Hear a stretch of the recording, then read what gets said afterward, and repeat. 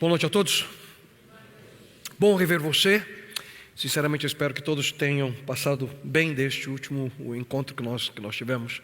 Bem-vindos à Nova Semente, uma comunidade adventista do sétimo dia que existe para que você e a sua família possam aqui entre nós viver uma experiência real com Deus. Nós vivemos conectados todo o tempo. Hoje, exatamente há 50 anos atrás, foi o dia do nascimento da internet. Exatamente há 50 anos atrás, foi realizada a primeira conexão entre dois computadores daquilo que se tornou essa rede mundial. Do total da população mundial de 7,7 aproximadamente bilhões de pessoas, 3 bilhões e 500 milhões de pessoas estão conectadas a essa rede. Há 50 anos atrás, apenas 2 computadores conversaram.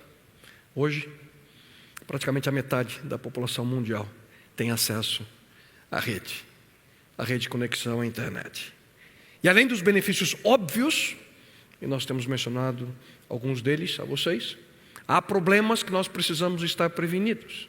E um dos problemas dessa conectividade está relacionada com os esquemas fraudulentos e o roubo de identidade que aumentam cada vez mais na internet. Eu encontrei um artigo interessante, o título diz o seguinte: fraude na internet. 1 em cada 5 brasileiros já foi vítima de roubo de identidade. 1 em cada 5 brasileiros. O roubo de identidade é uma prática comum na internet. Isso acontece quando alguém frauda perfis ou a informação de uma outra pessoa para ter algum tipo de vantagem e usa as informações para criar, quem sabe, uma conta falsa ou para abrir um cadastro numa loja e até mesmo fazer transações bancárias se passando por você. Quem nunca recebeu um e-mail parecendo que é do banco e na hora que você começa a responder, se você não presta atenção, você é enganado? Essa fraude já se tornou uma realidade na web e é conhecida como phishing. Essa prática de enganar as pessoas com informações falsas ou pegar informações de maneira fraudulenta. Isso acontece quando um criminoso cibernético, ele usa e-mails, usa ali sites falsos com a intencionalidade de obter ilegalmente informação pessoais das vítimas, pegando senha das pessoas, nome de usuário, informações bancárias, número do cartão de crédito. E essa prática não é novidade mais. Cada vez mais esses fraudadores, eles encontram novas maneiras de enganar os internautas. Milhões e milhões de reais ou de dólares são roubados de pessoas anualmente através dessas práticas. E a maneira mais recente é utilizar as redes sociais com a informação pública que as pessoas colocam, felizes lá, postando informação, e eles fazem a leitura do seu perfil e ali pegam as informações que necessitam para enganá-lo. Esse golpe atinge um número maior, cada vez maior de pessoas, e é importante você conhecer como é que isso pode afetar a sua vida. Há um nome específico para essa prática, chamada de engenharia social. Eu vi uma reportagem assustadora, exatamente há 10 dias atrás. Eu percebi ali, assisti um vídeo curtinho de um repórter da rede CNN, que ele cobre a área de desenvolvimento e tecnologia. Então, a pessoa que é um expert nessa área. Todos os artigos que ele escreve é na área de tecnologia. O nome dele é Donnie O'Sullivan. E ele entrou em contato com uma hacker, o nome dela é Raquel Tobac, para que ela tentasse, ele fez um desafio, para que ela tentasse roubar o que conseguisse dele. Esse processo, eu acabei de mencionar para vocês, é chamado de engenharia social. E a Raquel, acho que tem uma foto deles ali, esse meu, que está ali, esse aqui é o Donnie, e a Raquel aqui, ele entrou em contato para que ela pudesse fazer isso. E o que esses hackers fazem? Eles vasculham toda a informação pública que as pessoas colocam nas mídias sociais com o intuito de roubar aquilo que for possível. E ele fez ali um convite para eles se encontraram em um hotel em Las Vegas. E quando ela chegou ali para o encontro, já disse para ele: olha, eu já tenho teu endereço, já tenho teu telefone, ela já tinha tudo. Pelo Twitter, ela foi explicando para ele. É interessantíssimo o vídeo. É uma pena que só tem em inglês. Eu vou basicamente resumir para vocês o que acontece. E ele ficou assustado. Ela disse: pelo Twitter você colocou que você comprou uma mobília numa loja de imóveis. Aí ela já descobriu a loja. E o que ela fez? Ela ligou para a companhia, usando um aparelho que eles utilizam que faz com que a voz pareça masculina. Coisa interessantíssima. Dizendo que ela queria comprar um outro móvel. E ela queria só confirmar o endereço. E com isso, a loja confirmou o endereço. Na realidade, deu o endereço dele para ela. Conseguiu o endereço, sabe quanto tempo? 30 segundos levou para ela conseguir o endereço dele. Só porque ele colocou uma foto do móvel que ele comprou numa loja. No Twitter, ela descobriu o aniversário dele. A data de aniversário do repórter. E ela continuou ligando para as empresas. Ela foi vasculhando todas as contas de mídia social pública do repórter e foi percebendo onde ele fazia negócios, onde ele viajava, que ele gostava de ficar postando as viagens, o restaurante que ele entrava. E ela foi ligando para todos esses negócios, essas empresas, e assim ela foi conseguindo mais informações. Ela conseguiu o e-mail dele, o número do celular e o telefone da casa. Só vasculhando a mídia social do repórter. Com as informações agora que ela tinha, ele sentou, interessantíssimo, ela está sentada no sofá do lado dele, e ela com um software de hacking, o que ela faz? Ela utiliza, como ela tinha o celular dele, ela liga para um local e o local que atende do outro lado vê o número do celular dele. E é assim que eles fazem.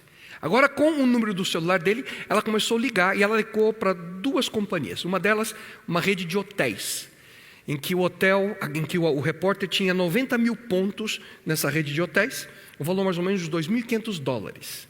E ela ali na frente dele transferiu todos os pontos para a conta dela.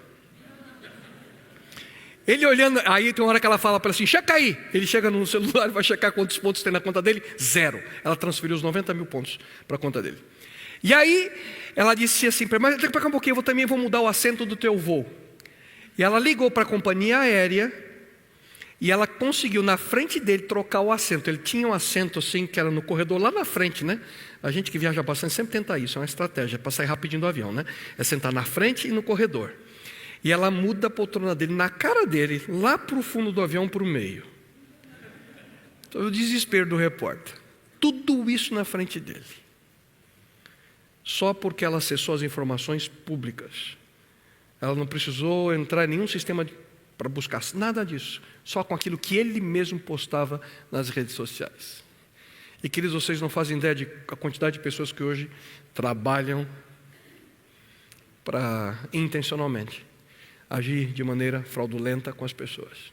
Isso não é incrível? E aí, podemos confiar na conexão que a internet nos oferece? Podemos confiar plenamente?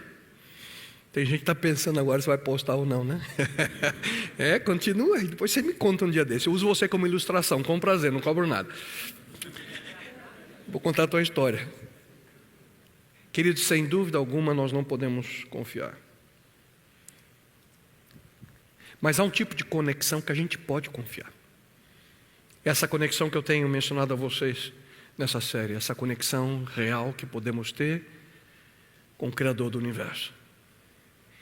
E esse não apenas é o título da série atual de mensagens que a gente está desenvolvendo, mas acima de tudo, queridos, a única forma de nós estarmos conectados com alguém que não tem interesse algum em nos roubar. Pelo contrário, o que ele deseja é que nós aprendamos a confiar e depender cada vez mais dele. Ele permite que nós vivamos essa conexão com ele porque ele quer que nós aprendamos a depender dele. Conexão real. E essa conexão que eles apresentaram de maneira extraordinária nessa que é uma das mais conhecidas passagens que encontramos aqui na Palavra de Deus, mais precisamente lá em Mateus no capítulo 6, aquela que é conhecida como oração modelo de Jesus Cristo, aquilo que ele nos ensinou, o Pai Nosso.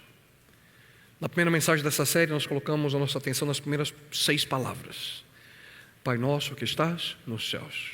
Nós vimos sobre a importância de estarmos conectados com Deus, como um Pai de amor, alguém que verdadeiramente se importa com cada um de nós. Também nós analisamos as dificuldades que alguns enfrentam em relação a Deus, pelos resultados das experiências negativas que viveram ou deixaram de viver com seu pai humano. É uma tendência natural, eu mencionei a vocês, transferir essas imagens e experiências negativas que tivemos com nosso pai e colocamos sobre Deus. Nós vimos também que Deus é um pai que se importa, um pai que cumpre aquilo que promete. Na mensagem seguinte nós falamos sobre o reconhecimento e a importância do nome de Deus. Santificado seja o teu nome. Vimos que quando nós reconhecemos a importância do nome de Deus, nós compreendemos que Ele é capaz de satisfazer melhor as nossas mais profundas necessidades. Ele é bem maior do que os nossos problemas, nós mencionamos, e Ele é um Deus que também nos convida, nos chama a fazer parte da sua família. Já na última mensagem, a terceira, nós estudamos sobre a questão da entrega. Venha o teu reino. Seja feita a tua vontade, assim na terra como no céu. Nós vimos quais são os reais resultados de uma vida de plena entrega a Deus. Nós aprendemos como abrir mão do controle da nossa vida. O que significa aprender a viver com alegria, como confiar nos planos de Deus e principalmente como deixar o nosso futuro nas mãos dEle. Mas hoje nós vamos, queridos, focar nossa atenção em uma outra faceta dessa conexão real que nós podemos ter com Deus através da prece do Pai Nosso. Eu quero mencionar uma vez mais, tenho feito isso em cada mensagem. O que vocês vão ouvir, e você que está em casa também assistindo, precisa ir além do que informação. Você precisa decidir, experimentar. Não é apenas para que você ouça algo que vai aquecer seu coração por alguns minutos. Não. O objetivo é que você possa, de fato, viver essa experiência, para que ela possa transformar o seu coração. Não somente por uma hora, mas por uma vida. E a faceta que nós vamos hoje analisar, ela pode ser resumida em uma palavra: dependência. E é isso que nós vemos claramente no verso seguinte, aquilo que vem na sequência do Pai Nosso. O pão nosso de cada dia nos dá hoje. Pão. Pão. Pão é uma comida universal. Onde quer que você vá, nesse planeta, de uma forma ou outra você vai encontrar pão.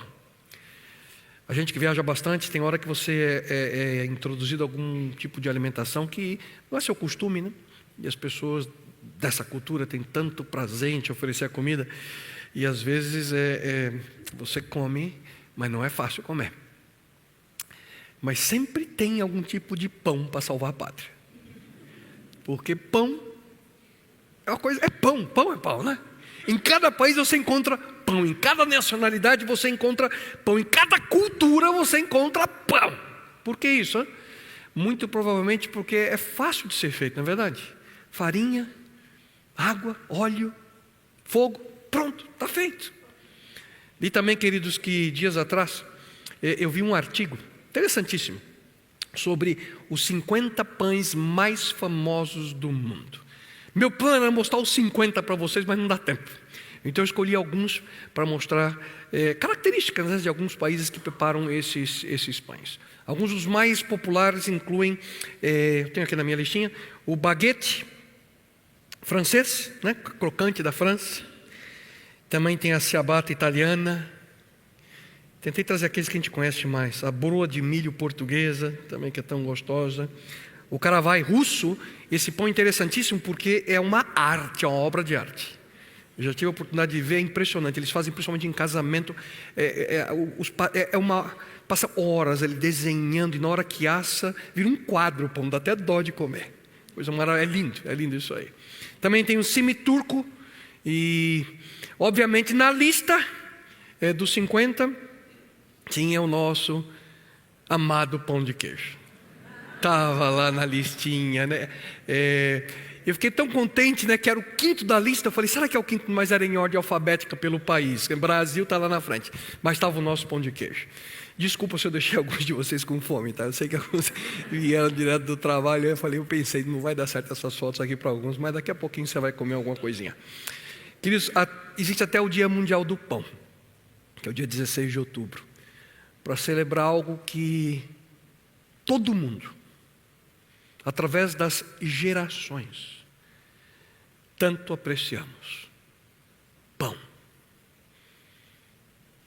Mas, queridos, quando Cristo nos ensina que nós deveríamos orar dessa forma: o pão nosso de cada dia nos dá hoje, Ele tinha em mente algo bem mais profundo do que apenas esse pão que a gente come. Essas fotos que eu mostrei para você e a gente tanto gosta, a gente tanto aprecia. Na realidade, a Bíblia, ela, quando fala de pão, a gente encontra pelo menos 3 realidades diferentes sobre o pão na palavra de Deus. O pão na Bíblia representa 3 realidades. A primeira delas são as necessidades da nossa vida. Todos nós, a gente precisa de água, ar, luz solar, alimento para viver, não é verdade? São necessidades físicas do nosso corpo. Cada aspecto é importante. Se você, por exemplo, deixa de se alimentar com alguma vitamina específica, seu corpo vai se enfermar, você vai sofrer com isso. A realidade é que Deus nunca cria algo sem proporcionar tudo aquilo que as suas criaturas necessitam. Se Ele nos criou e nos dá a oportunidade de nos alimentarmos, Ele tinha um propósito com isso. Ouça só o que a palavra de Deus claramente menciona sobre esse assunto. Todos, animais e homens, dependem de ti para receber seu alimento na ocasião certa. Tu ofereces o alimento e eles recolhem o seu sustento. E eu acho maravilhoso que aqui a gente encontra essa palavra que eu tenho mencionado a vocês: dependência. Todos, homens e animais e homens, dependem de ti. Esse é o processo. Deus provê, nós buscamos. Quando Cristo ora: dê-nos nosso alimento diário, não significa que nós devemos ficar sentados no sofá vendo TV esperando a comida aparecer do nada. Não é esse o propósito. A Bíblia também afirma que quem trabalha com dedicação sempre terá o seu pão, mas quem prefere se juntar aos malandros desocupados acabará passando fome. Com verdade é esse provérbio que a gente encontra lá no livro de Provérbios, no capítulo 28. Portanto, primeiramente, pão representa as necessidades da vida, aquilo que a gente precisa para viver, o nosso alimento. Só que isso não é tudo. Há uma outra realidade que tem uma implicação espiritual. O pão também, quando a gente lê na Bíblia, representa a palavra de Deus, a Bíblia. O pão espiritual que Deus concede para cada um de nós. E o próprio Jesus Cristo, ele menciona, citando o Antigo Testamento, ele diz: está escrito em Mateus 4,4, está escrito: não só de pão viverá o homem, mas de toda palavra que procede da boca de Deus. O que Jesus tinha em mente aqui, e ele faz uma alusão a Deuteronômio capítulo 8, no verso 3. Ele tem em mente aquela experiência dos israelitas quando eles saíram do Egito após os mais de 400 anos de cativeiro, e foram alimentados de maneira sobrenatural durante 40 anos no deserto, através do maná. Já mencionei para vocês no passado, a palavra maná, a tradução é: o que é isso? Essa é a tradução. O que é isso? Provavelmente na hora que eles saíram e viram a primeira vez, a primeira coisa que a mulher olhou: maná, o que é isso? E é o nome que eles deram por esse pão que Deus mandava do céu. O que é isso? Maná. E eles comeram o que é isso até quando eles chegaram à terra prometida, na Palestina. Deus os sustentou por 40 anos no deserto dessa forma. Eles comeram o que é isso? Maná por 40 anos. Eu fico imaginando como é que era o cardápio deles nesses 40 anos. Era omelete de maná, era maná assado, maná frito, maná cozido, lasanha de maná, mingau de maná, farinha de maná, biscoito de maná, maná com chá, maná na chapa, maná no espeto, maná, moqueca de maná. A lista é longa. Maná no café, maná no almoço, maná na janta. 40 anos. O que Deus queria dizer com isso, quer dizer que como seres humanos nós precisamos mais do que apenas pão para viver. Nós também precisamos, queridos, alimentar nossa alma. Com o quê? com a palavra de Deus. Nós precisamos, portanto, do alimento espiritual, da orientação que Deus revela a nós, para a nossa vida. Nós precisamos da verdade de Deus na nossa existência para viver. E uma outra realidade relacionada ao pão na Bíblia é que ele também representa a salvação em Cristo Jesus. Jesus escolheu o pão para simbolizar seu corpo. Queridos, há algo especial em relação ao pão. Ouçam isso.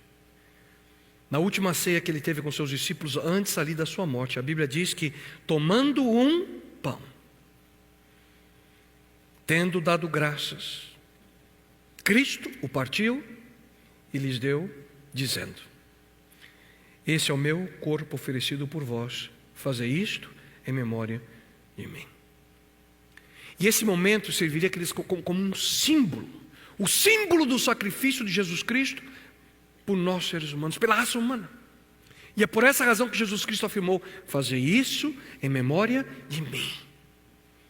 Ele ainda não tinha morrido, ele ainda não tinha sido pregado na cruz, mas mesmo assim ele instruiu ali seus discípulos e aqueles que o seguiriam nas gerações futuras a lembrar-se do seu sacrifício através de dois símbolos: o pão, que representava o corpo de Jesus Cristo, e o vinho, suco de uva, que representava seu sangue.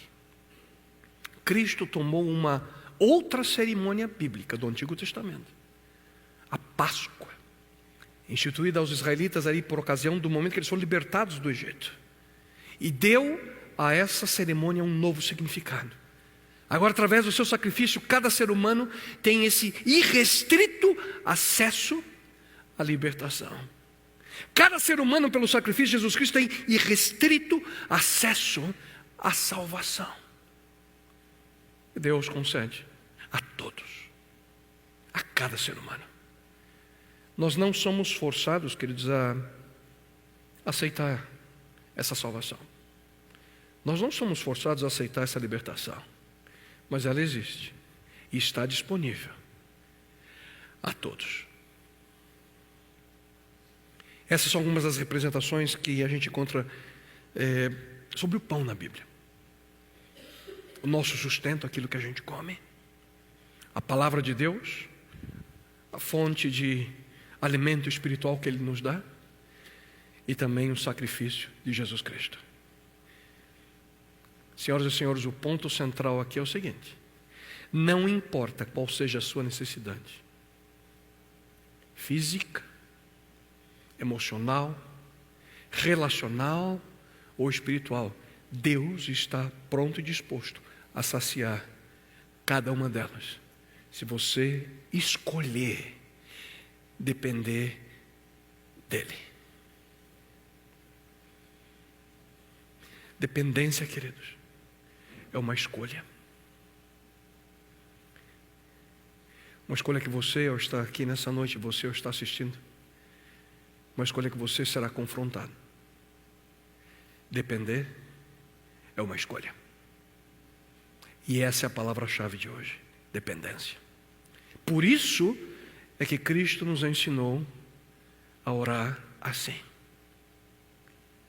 o pão nosso de cada dia nos dá hoje. Todas as suas necessidades, todas as minhas necessidades são supridas, queridos, de uma forma ou outra, se nós aprendermos a depender de maneira completa de Deus. E aqui a grande pergunta é: como eu aprendo? Como eu dependo dEle? O que realmente significa depender do Criador? Significa dar pelo menos 3 passos fundamentais na sua vida. 3 passos fundamentais. E antes de eu passar o primeiro, eu vou fazer uma pergunta: vocês estão prontos para ouvir ou não? 3 passos. Se você enxerga uma coisa nesse escuro aí, você anota. 3 passos.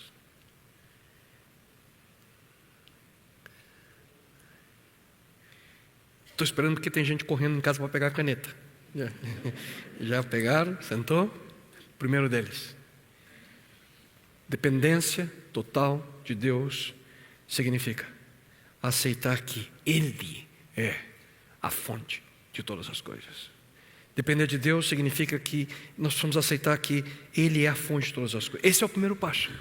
Esse é o primeiro passo. Tudo aquilo que você vê, tudo que existe, foi criado por Deus. Ele é a fonte de todas as coisas. Ar, luz, água, os átomos, tudo. E aqui é importante nós nos lembrarmos que existem alguns pontos importantes. Tudo, lembre-se, tudo que existe é um presente, um dom de Deus. Tudo vem dele. Nada que você vê ou você recebe veio por você mesmo. O que você fez para merecer o ar? Hein? O que você fez para merecer água? Luz solar? Tudo, queridos, é um presente, é um dom de Deus.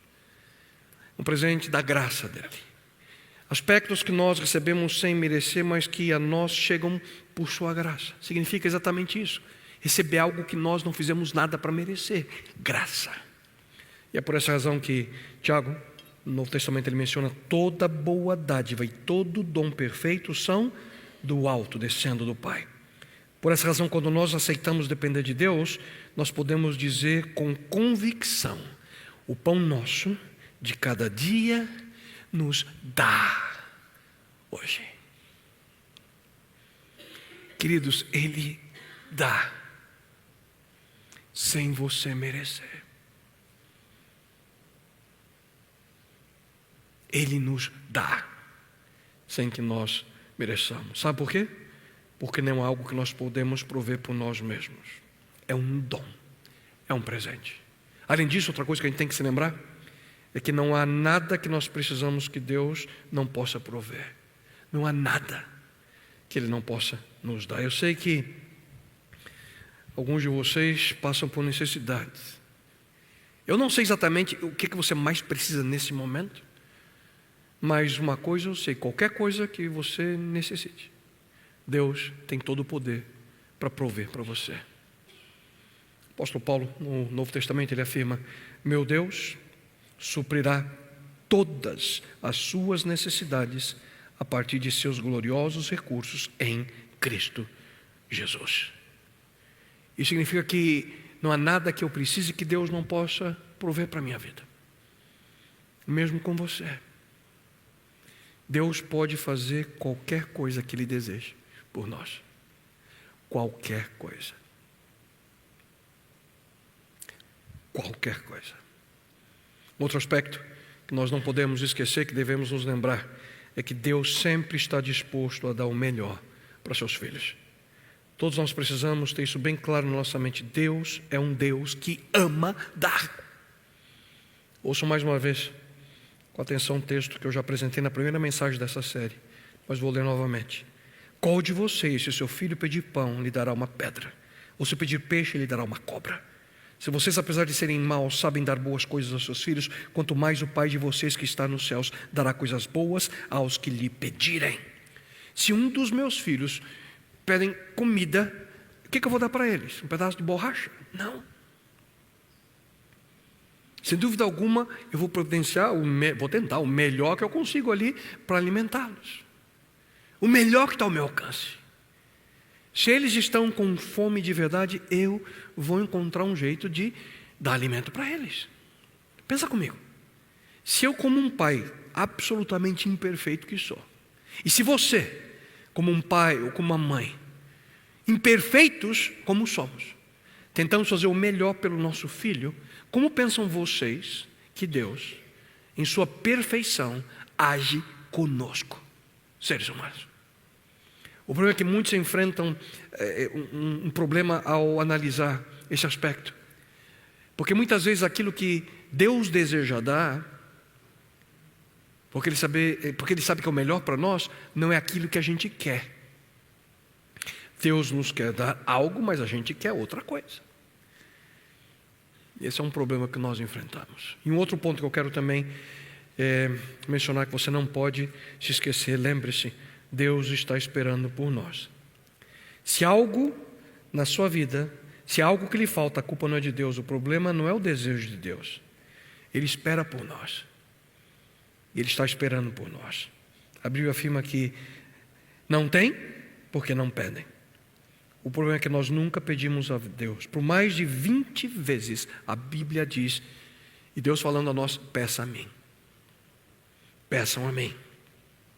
Cristo Jesus, quando por esse mundo andou, ele certo dia afirmou: peçam e lhes será dado, busquem e encontrarão, batam e a porta lhes será aberta. Pois todo o que pede recebe, o que busca encontra, e aquele que bate, a porta será aberta. Deus está dizendo com isso: eu quero que você tenha em mim a fonte para todas as suas necessidades. Sou eu que posso prover. Deus está dizendo para você: eu sou a fonte. Mas me permitam perguntar para você: quem é a sua fonte? Hein? Para a sua segurança, para a sua felicidade familiar? Ou será que a sua fonte é a sua estabilidade financeira? Será que a sua fonte é o seu negócio? Sua saúde? Enfim, para tudo aquilo que você é e tudo aquilo que você tem, de onde ou de quem você busca forças para continuar, para prosseguir? Onde é que você busca força? Onde é a sua fonte? É no governo estadual, no governo federal, nos seus investimentos, seu emprego, sua conta corrente, seus amigos, seu sobrenome, sua religião? Onde ou em quem você busca direção para a sua vida? Um pastor, um líder espiritual? O que ou quem é a fonte?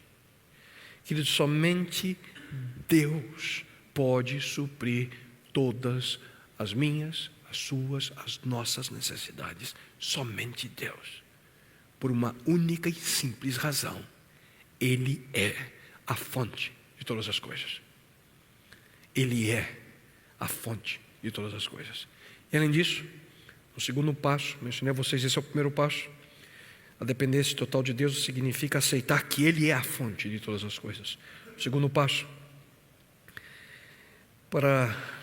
fundamental para depender de Deus, passa pela escolha de confiar nele, em Deus, a cada dia, um dia de cada vez.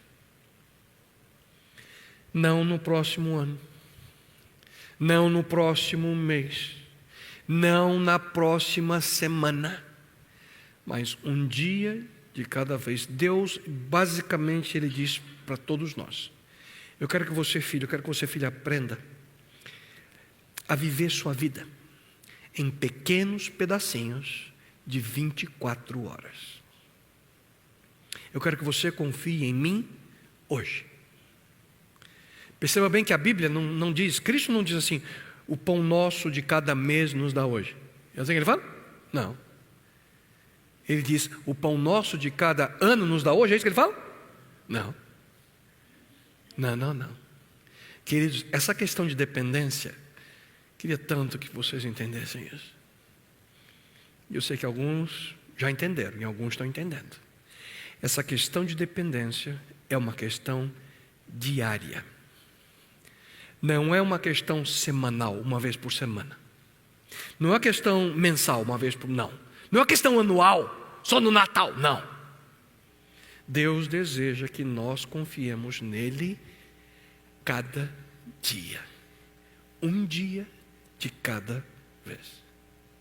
A confiança que eu tenho em Deus hoje, ela vai me ajudar no amanhã, mas é que amanhã eu preciso novamente tomar essa decisão. Em realidade, Ele deseja que a nossa confiança seja nele por toda a nossa vida. Toda a nossa vida. Toda semana, todo mês, todo ano, mas em incrementos de 24 horas. Um dia de cada vez. Cada dia com Cristo. Mas como é que a gente faz isso? Hein? Como é que a gente pode confiar em Deus por apenas um dia? Fazendo uma prece. Sabe qual é? O pão nosso de cada dia nos dá hoje. É mais só do que pedir o alimento para você comer. É pedir a força espiritual para aquele dia. E aqui também, queridos, existem passos essenciais para que a gente possa confiar em Deus de maneira diária.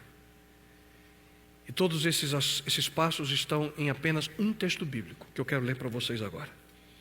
E vou salientar algumas partes dele. É o texto que Paulo escreveu à igreja de Filipe. Ouça. Confiar em Deus a cada dia significa isso. Não se preocupar com coisa alguma. Ouça o texto.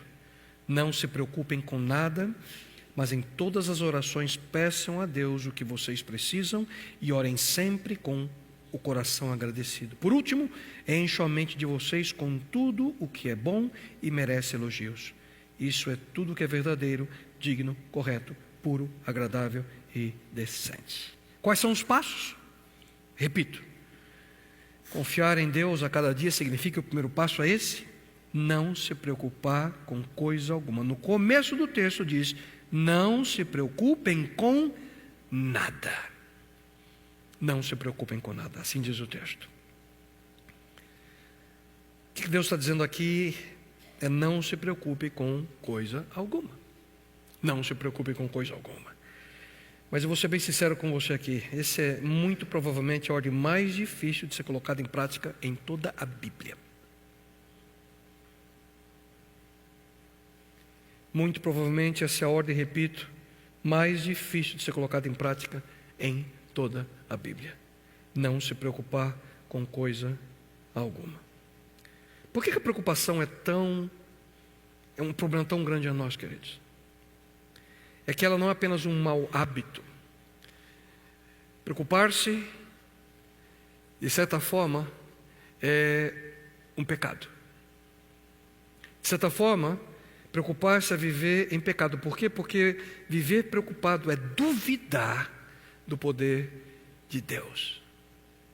É duvidar que Deus tem a força e o poder para reverter toda e qualquer situação da nossa vida.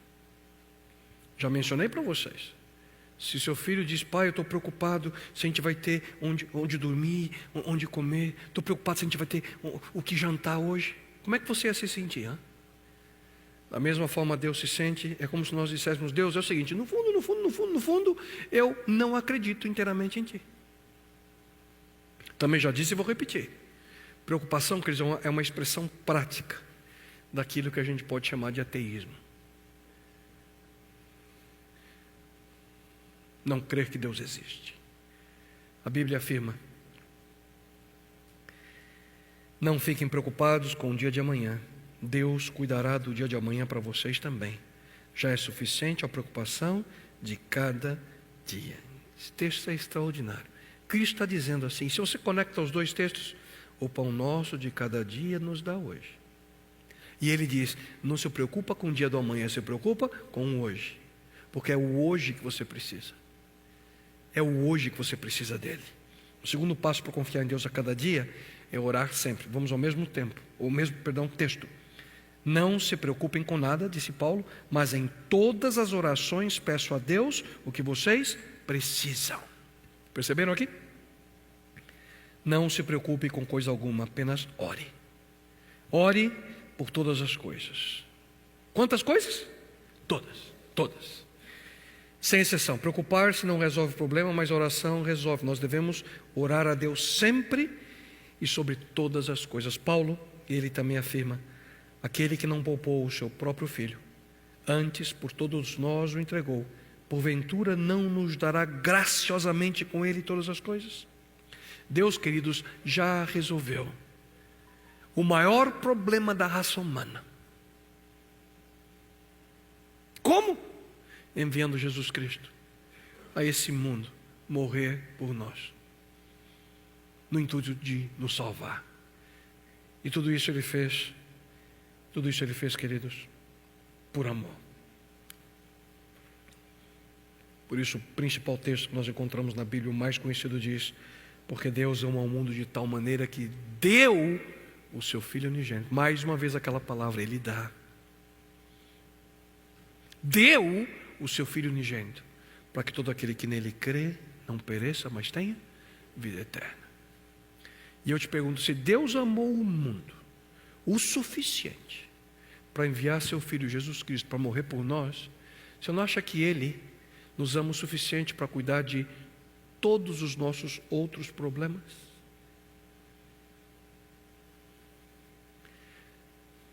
Todos os nossos outros problemas são insignificantes perto do nosso maior problema, que já foi vencido por Jesus Cristo na cruz. E é por essa razão que ele diz: não se preocupem, mas orem por todas as coisas. Outro ponto que a gente encontra nesse mesmo texto, nesse mesmo verso, outra lição importante aqui que Deus nos dá: viver em gratidão. Confiar em Deus a cada dia significa viver em gratidão.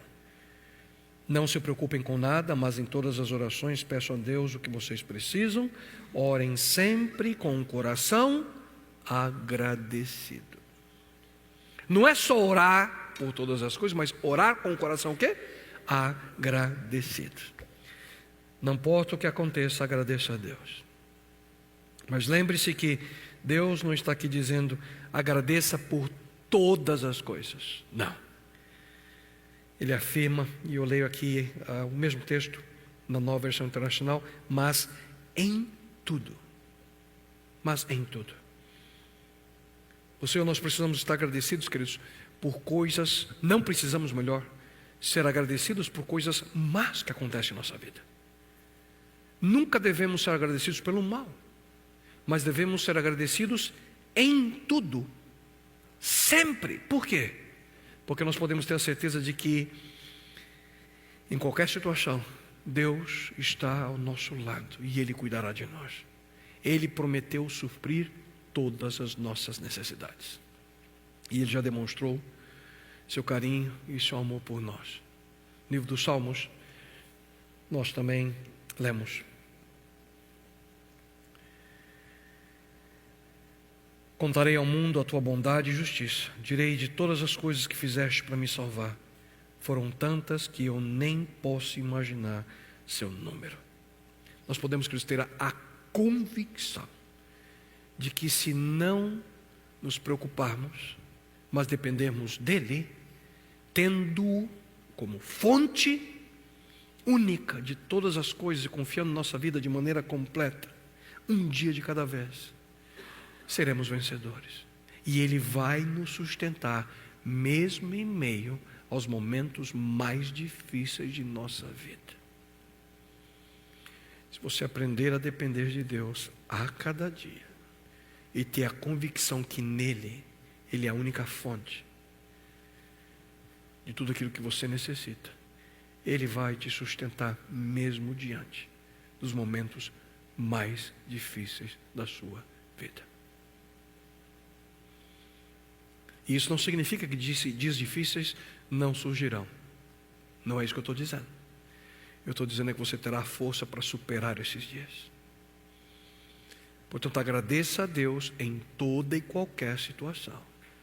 E além disso, confiar em Deus também significa encher a mente daquilo que é bom, queridos. Texto de Paulo, uma vez mais eu leio: não se preocupem com nada, ele diz, mas em todas as orações peçam a Deus o que vocês precisam.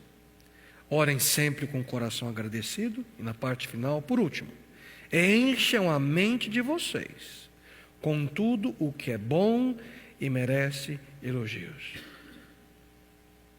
Tudo o que é verdadeiro, digno, correto, puro, agradável e decente. Não se preocupe.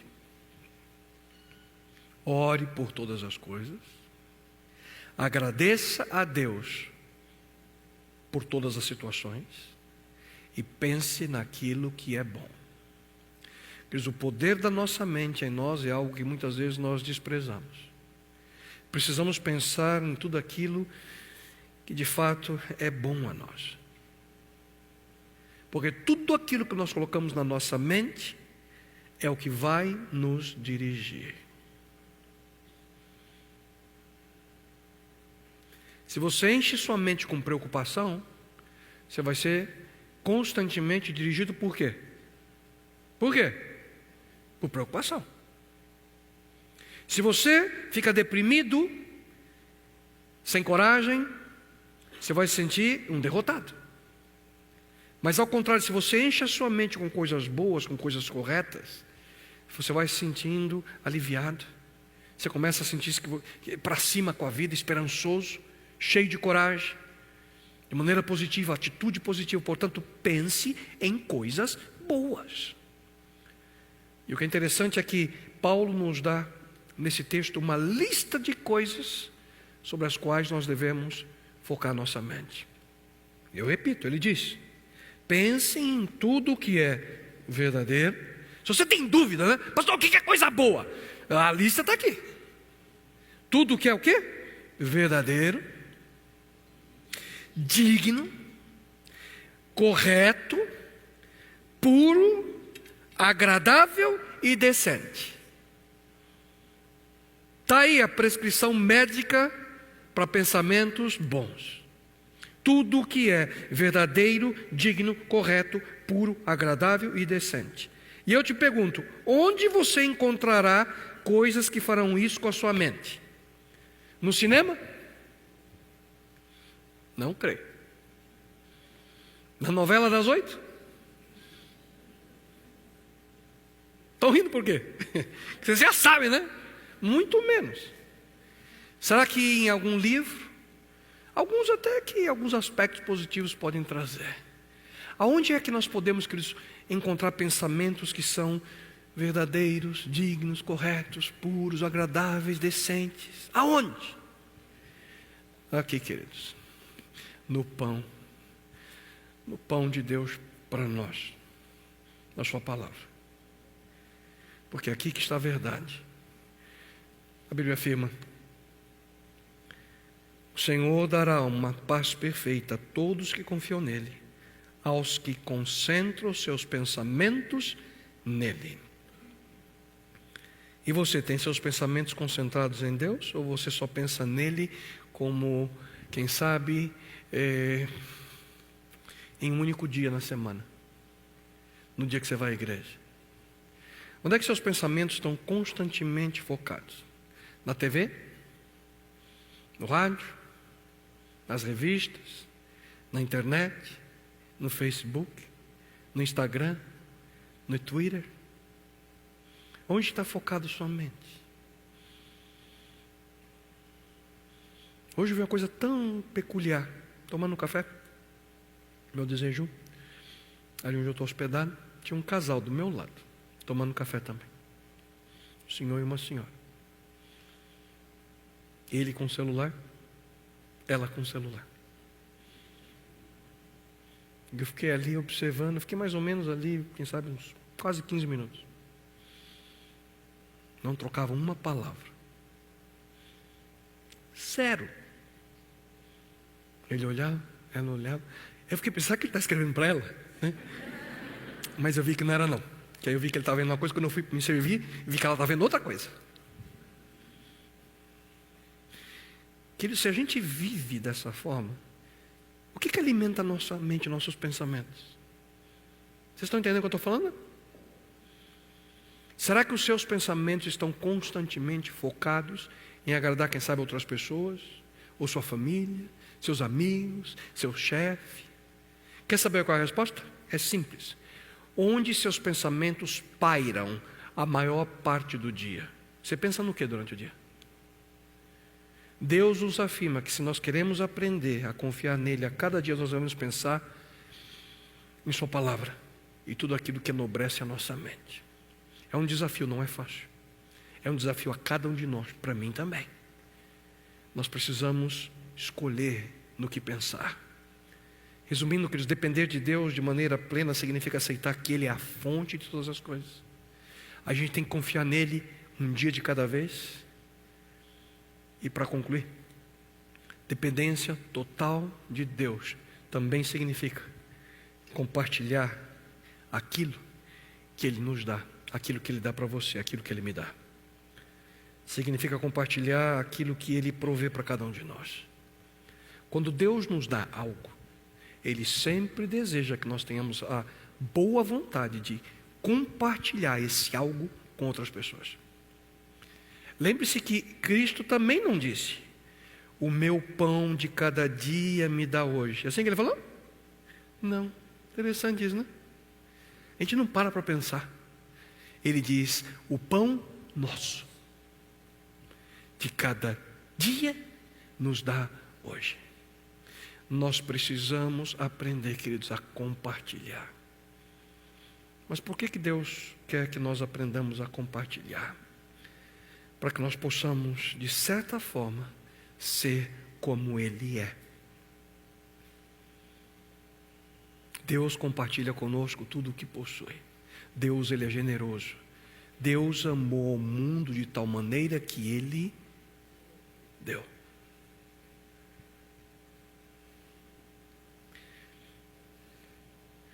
Você pode dar sem amar, mas nunca poderá amar sem dar.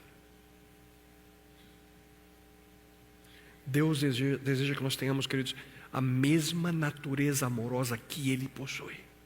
Ele deseja que nós sejamos amorosos, atenciosos, e como resultado, que a gente possa aprender a compartilhar o que nós temos.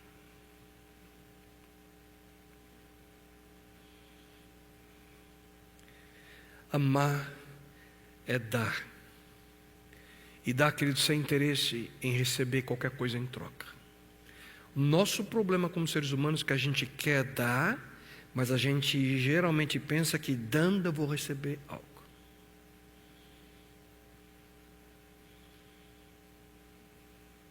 E é por essa razão que Paulo afirma: o amor é paciente, o amor é bondoso,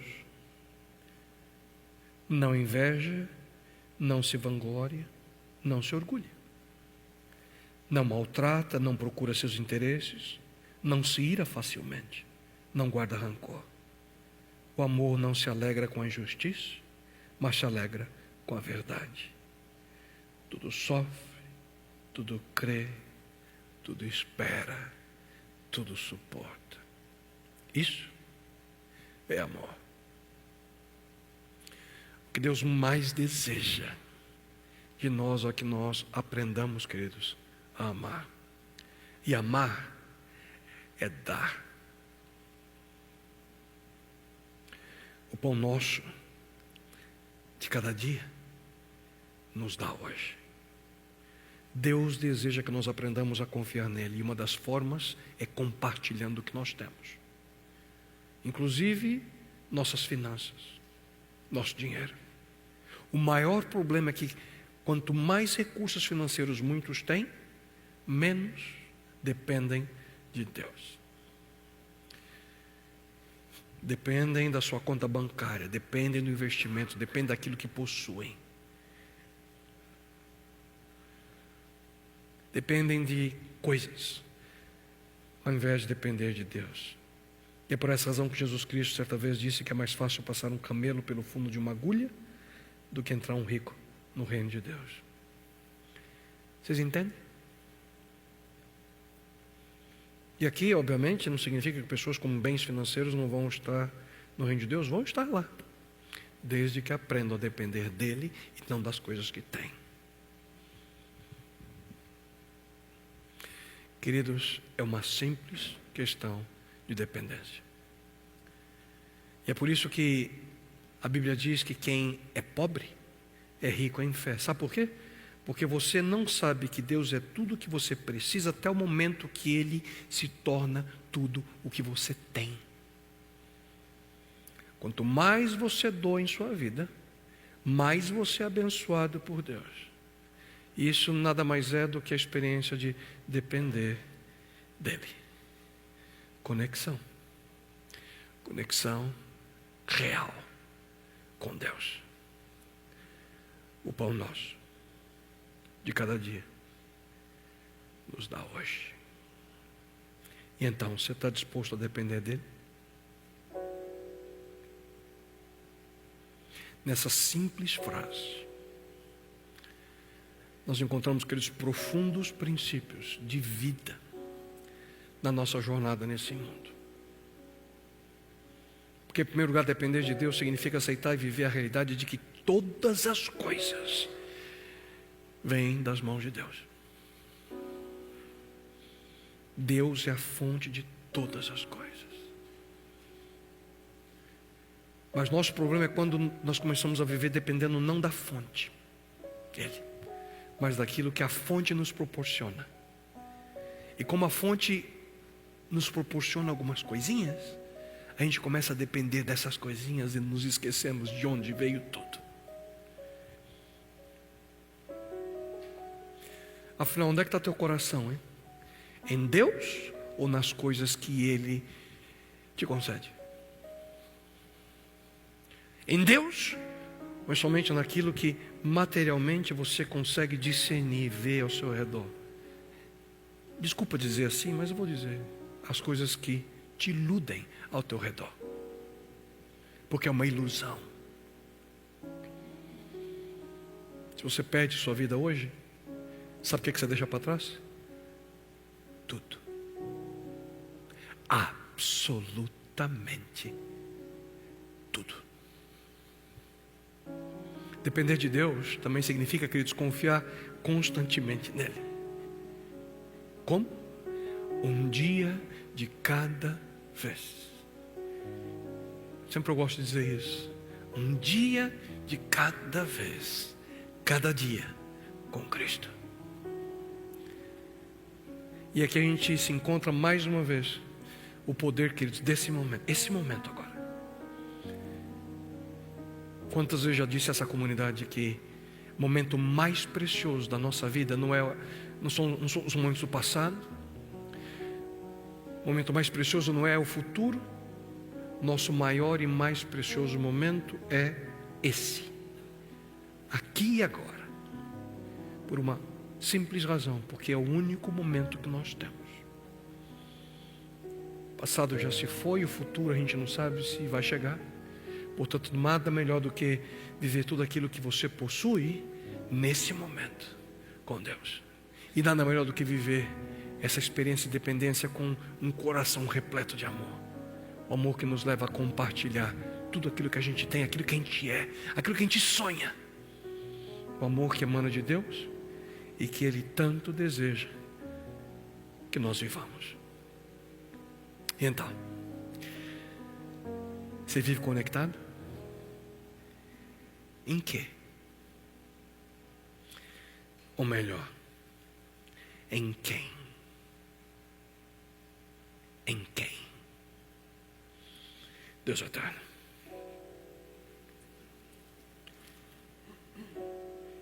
Se queremos viver não conectados a sistemas fraudulentos, sistemas com pessoas que estão buscando encontrar meios para roubar coisas de nós. Queremos viver, Senhor, conectados com a fonte de todas as coisas.